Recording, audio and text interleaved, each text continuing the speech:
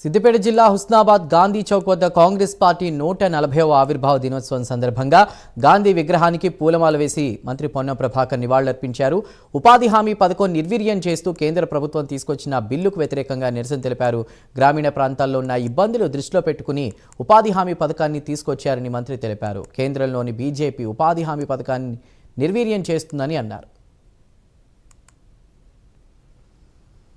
గ్రామీణ ప్రాంతాల్లో ఉన్నటువంటి ఇబ్బందులను దృష్టిలో పెట్టుకొని సోనియా గాంధీ గారి నాయకత్వంలో మన్మోహన్ సింగ్ గారు మహాత్మా గాంధీ ఉపాధి హామీ పథకాన్ని తీసుకుంటున్నారు.